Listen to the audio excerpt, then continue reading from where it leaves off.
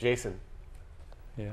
Once you do get licensed, how long is that license good for? Until somebody really complains and gets an ear at the FCC. I don't think there's no time limit on it. So. And each transmitter antenna combination would need a license, right? Yes, that's correct. In fact, the license would be for a location, an antenna type at a particular geographic location, latitude, longitude, at a certain height. So that's what the license would specify. And then the rules will probably be you need certified transmitter, which doubles the cost, and a particular certified antenna. So does the height of it determine how far the signal goes? It definitely does. It definitely does. Yeah, like I said, it's line of sight. The higher up the antenna is, the more area you can cover. Right. That's a good point, because there is one expense that will be necessary, and we're really trying to make sure that we identify nonprofits who want to apply, because the major expense before the construction permit is granted is for an engineering study.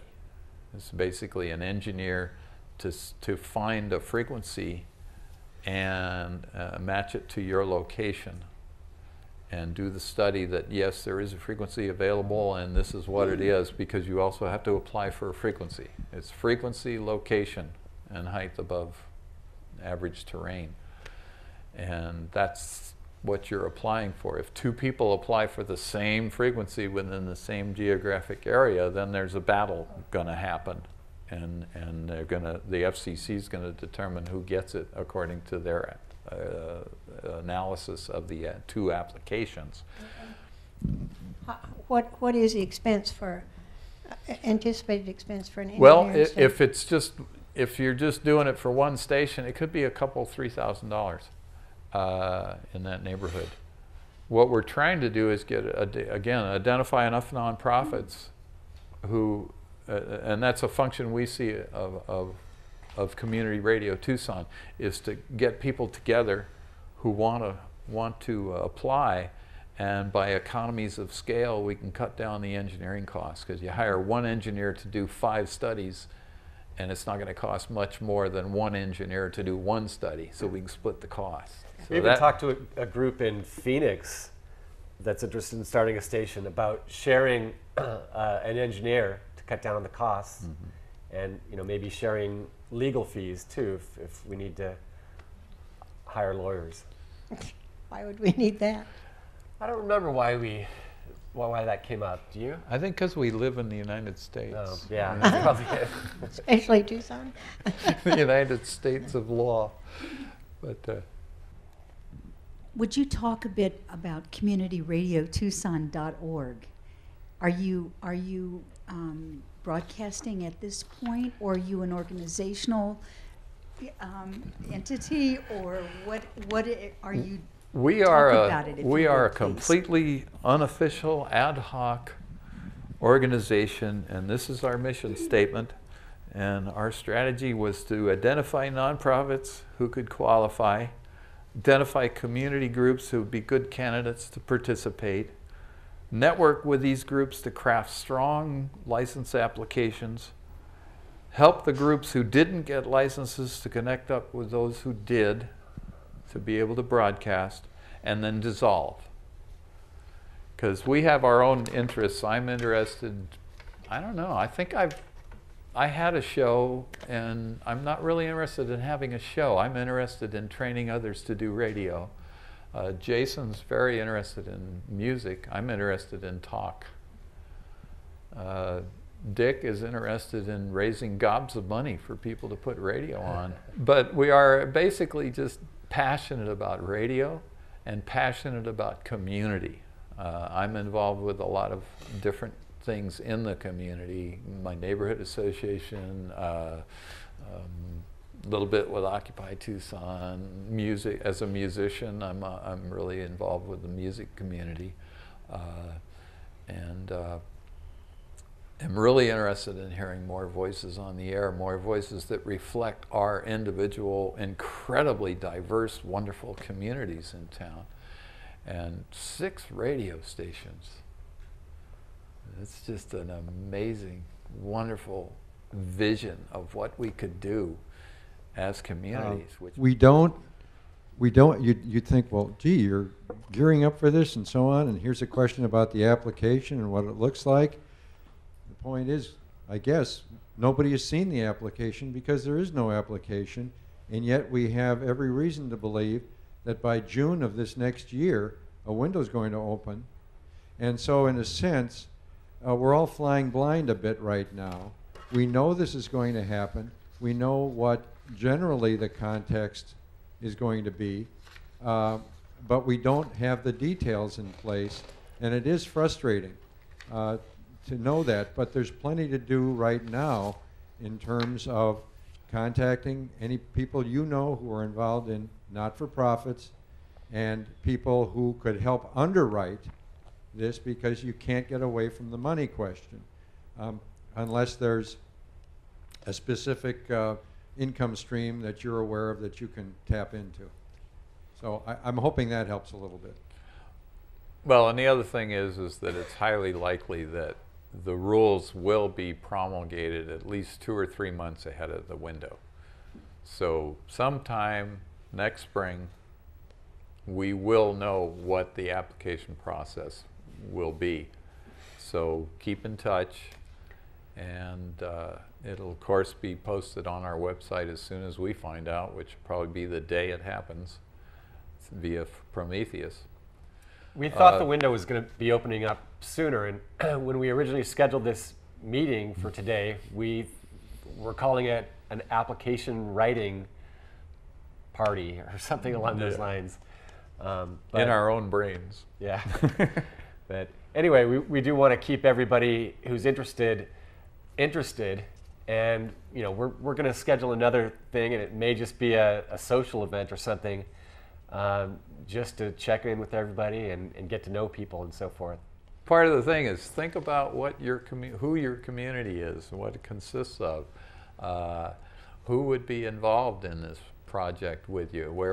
How would you raise the funds? And what kind of programming could you put on? And who you could invite? Like, again, being in my neighborhood association, definitely there are neighborhood events. We have a sustainability or a community food security project going that we just started with Pro Neighborhoods money. And some of that could be turned into programming. It's amazing. You just think about things like that. Yes. You know, I'm really optimistic that it's going to happen. Just because we're really staying on top of the developments, and we're going to be able to complete an application that's impressive, I think. Well, we have identified 2 very likely nonprofits. One is where we are. Access Tucson is very interested in applying.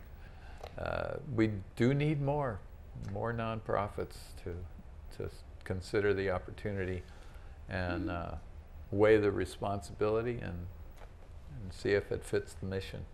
But we've developed a relationship with some of the people at Prometheus, the national headquarters, and you know, with their help, it just, I think it bodes well for there being a station or a number of LPFM stations here in Tucson. Could, for example, several neighborhoods collaborate and come together and make one application and kind of get their own group together to become a board? For example, the university neighborhood association, different university neighborhood associations, or I'm thinking that might fill the programming and also make it stronger. I don't know, I'm just brainstorming. Well, that's, you need a nonprofit that has some staying power, because it's a responsibility running a station. B, as far as programming, I think once the licenses are granted, people are going to have trouble, beating them off with a stick, because they're going to everybody wants to program. And again, thinking of community, one thing that this whole process has done is widened my view of what community is in terms of radio. Because it's more than just neighborhood associations. In fact, a group of neighborhood associations might find it difficult to do a 24/7 operation, fill all that programming time. But there are, within a geographic area of 10 miles, one can find a whole lot of different communities that can have a piece of the spectrum of the broadcast day. And you're mentioning a few of the not-for-profits that we normally think of, and I bet and I'm not suggesting we do it, but I bet if we pass this microphone around through the audience, we'd probably end up with 15 or 20 very viable candidates for applications.